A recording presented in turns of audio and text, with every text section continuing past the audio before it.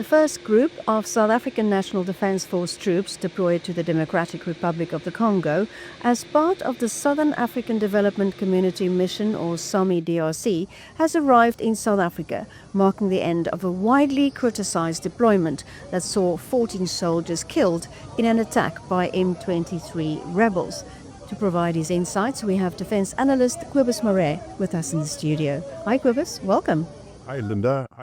Again, a huge privilege and an honor to speak to you and your viewers. Well, the withdrawal was announced already in March, yet the first group has only just arrived today. So, Kobus, what caused these delays, bringing them home?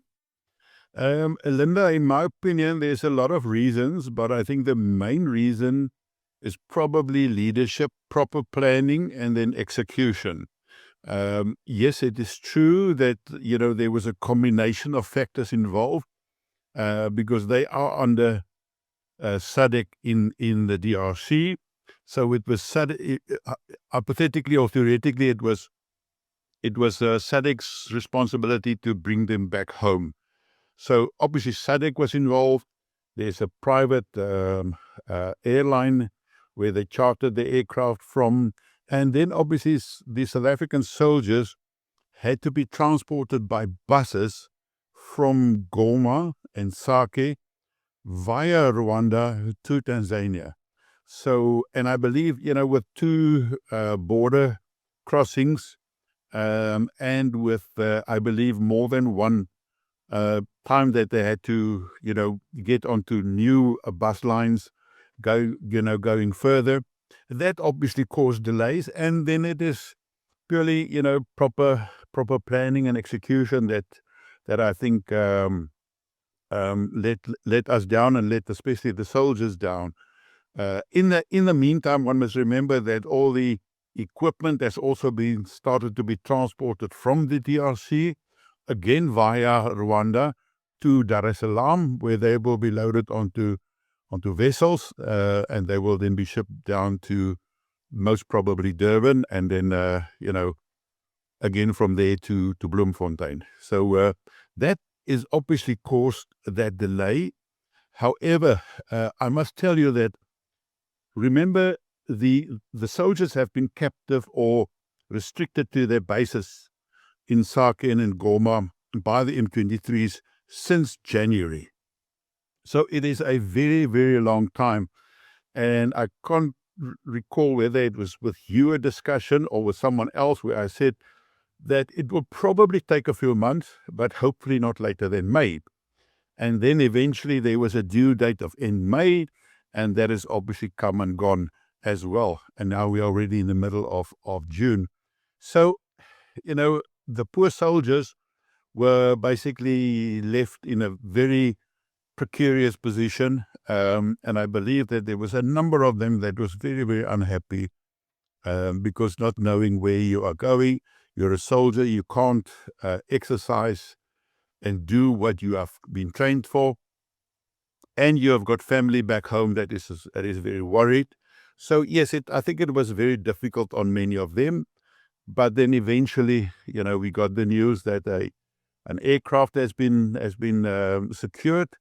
It was Air Tanzania Boeing 787, so it was a very nice aircraft, and and then it started. The minister has announced that yesterday by 12 o'clock she would officially welcome them in Bloemfontein with a lot of razzmatazz and flags and all those kind of things. Journalists were given like only less than a day's notice to be, transported by bus on Thursday to Bloemfontein to be there, and then transported back to Pretoria. Obviously, a lot of dignitaries, military command council, so there are, and probably family as well, that was taken to Bloemfontein. So that was a hell of a lot of organization that went in there. And I can't think why the planning was not proper to know exactly when the aircraft will be departing from the Tanzania, and then even on the airport's departure schedule, the board, this flight was there, 12 o'clock from the airport and then en route to Bloemfontein. The minister was obviously in Bloemfontein by that time. She then flew back with her Falcon 50 to Pretoria around about 4:30 to 5 o'clock time. And then, as I have followed the aircraft from Tanzania to Bloemfontein, around over Mozambique, clearly there was a diversion to Waterkloof Air Force Base. And I believe that, the co-pilot, when he went through all his processes and checking and confirmations, he was then informed to divert to Air Force Base Waterkloof. Obviously, then it was a challenge. Now, what happens to the soldiers? Now, the 249 was then, fortunately or unfortunately, loaded onto buses, and they had to be transported overnight. So they were this morning, very early this morning, they were all in Tempe, in Bloemfontein.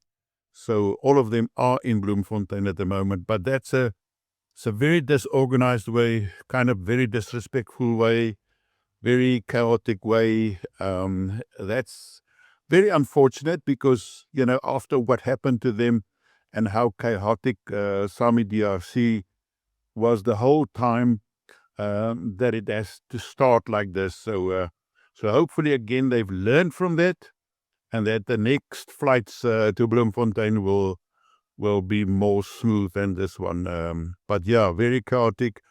And yesterday, I listened to what the minister has said.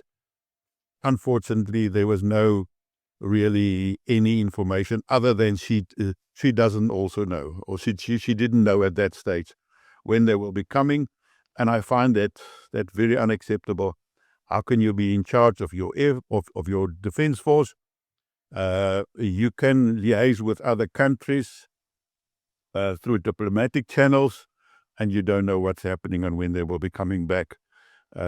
She has indicated in an interview that all the other soldiers are already in Tanzania, which I'm not quite sure that is 100% true, that everybody is already in Tanzania, because then you can load them every second day. You can have an aircraft flying back. She has indicated 8 more aircraft is going to fly down, but I don't think it's 8 times 249, because I don't think that's that many soldiers of South Africa as part of SAMIDRC in the Congo. So yes, it's an interesting time, but very awkward and very disappointing. But at least we are very happy that the first flight was back home. Just for interesting sake, that flight already or aircraft flew back to Tanzania last night. So maybe they have reserved that flight for in a day or two's time to fly back with 49 more. Well, looking at the soldiers in the video footage I saw, they looked very relieved. So when will they all be back in South Africa, and what is the number, about 2,000? Yes, there's about just over 1,000 that is still left, so it's roughly about 1,400 around that. So it might be slightly more, slightly less. The due date now is end of the month, so hopefully that will be the case. One must just remember that with the equipment being transported to Dar es Salaam, there will be a small group, most probably some of these special forces, staying behind with the equipment, and only will be repatriated back to South Africa once the last equipment, SAMIDRC equipment, have left the DRC on its way to Dar es Salaam. Whether they will then be flying back from Dar es Salaam or also from the same airport as yesterday, that we still need to determine. Well, the minister mentioned that the reason for some of this chaos and the setbacks was due to budget restraints. Do you agree with that? Well, yes, but then I go back to my initial criticism about SAMIDRC. Whenever you deploy your soldiers, especially on foreign soil in a hostile environment, budget or the shortcomings in terms of budget can and should never ever be an excuse for not supporting your soldiers or bringing them back home. So that is a lame excuse in my regard, because you needed to do your homework right in advance. One must also remember that with the final budget that was submitted to Parliament last month, there was 3 billion rand being appropriated or allocated to the Department of Defense, specifically to assist with the SAMIDRC contingent. So money should not have been any excuse whatsoever. So the money was there. It is in this financial year. So, if it's about the money, then they should have been back home. Also, one must remember that they can use the excuse that they were dependent on SADC to make the arrangements for the flights. My opinion still, if you need to bring back your soldiers back home, you could have done that with own money and deducted from any money, that you owe to SADC for SAMIDRC. So that again is also an unacceptable excuse. So money, sorry, again, planning and execution, very, very important. They should have taken that into consideration. Well, what are the lessons learned now that the soldiers are starting to return? Well, I think if you go back to our constitution and you see what is the mandate of the Defence Force, then SAMIDRC doesn't fit into any of those. You can deploy them abroad if the country's integrity is under threat or the safety of the citizens or South Africans in the country are under threat. None of that counted. It was no factors like that. One must also remember, whilst we are doing export business to the DRC, but that's with Kinshasa, not with Goma or Sake. So SAMIDRC, in my opinion, and I've always said, first of all, it was unaffordable. It was never properly resourced. It was never properly supported. In fact, there was never any air support in terms of helicopters or other logistical support. So there was never ever an affordability that we can do that. So, and it's not our war. It's an East African community war, because all the neighbors that they have got a conflict with are all Eastern African community members. So, and it's got nothing to do with SADC, in my opinion, because not even their SADC neighbors were involved in this so-called peacekeeping mission. So what the argument and the motivation of the president was at that stage, I believe he wanted to create a legacy in Africa, him being a leader that stands for peace and that will leave a legacy of peace. I think that is probably what was his arguments, but that was very egoistic, and it's not based on facts and what was in the best interest of South Africa and South Africans and our taxpayers. Well, what does this mission mean, which I think, if I'm right, you say is a failed mission? How does this impact any future deployment of regional peacekeeping missions? Yes, this is a failed mission, but I don't think it can exclude us from any future peacekeeping missions, especially if our country's integrity and the safety of our people are threatened or are involved. Then we have to make a plan. But then we're talking about proper planning, 100% resourcing of our soldiers, no excuses, proper logistical support and air support for our soldiers. If that cannot be done and afforded, stay at home. Remember, our first priority is to protect South Africa, and that is our land borders, our maritime terrain, and our air. So those are the primary responsibilities of our defense force, and we will have to do a lot of restructuring of the defense force, repositioning of the defense force, reprioritizing its resources, and repositioning the defense force before we should ever reconsider or consider deployment outside South Africa again. Just keep in mind, we are still part of MONUSCO, but MONUSCO is a different kettle of fish than SAMIDRC. We still have got 2 Oryx helicopters that is in Uganda as part of the MONUSCO contingent and the contracts. So they will probably have to come back at one time as well.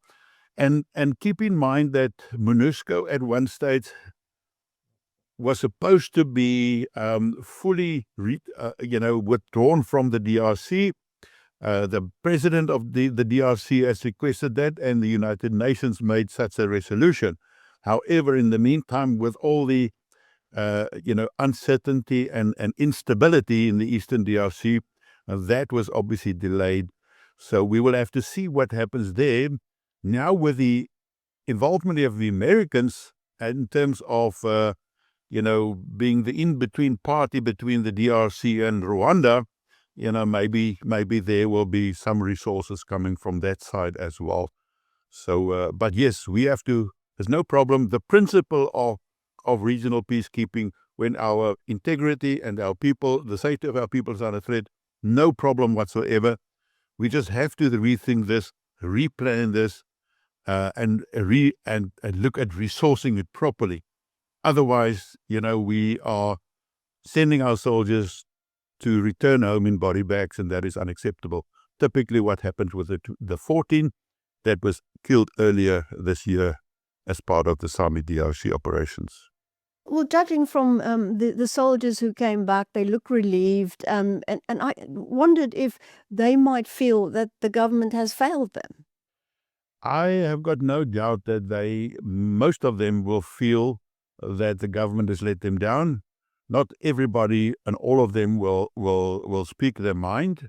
I observed them when they got off the plane in Pretoria, that yes, some of them were very, very happy and were dancing. Surely that is, back in their homeland in South Africa. So it must have been a relief. However, I have looked at the non-verbal communication of many of these soldiers, the body language, you look at the faces and the expressions, and some of them, I think, is not so happy. They've been waiting how many months before they were eventually sent back home, and then it's chaotic when they arrive back home. They can also get the impression that this was a kind of a selfie opportunity for the minister and the chief of staff of the SANDF, and probably the others as well that was in Bloemfontein. So it was more probably a view of those with the pips on the ranks, and the politicians wanted to pat themselves on the back and on the shoulders, which I don't think is the case. So yes, I think they are absolutely delighted to be back in South Africa, but watching their non-verbal communication and their body language messages, I think some of them are very, very frustrated and probably more relieved than impressed with the government. Kobus Marais, thank you so much for joining us. My pleasure, and best wishes to you and your listeners. It was, again, fantastic to talk to you.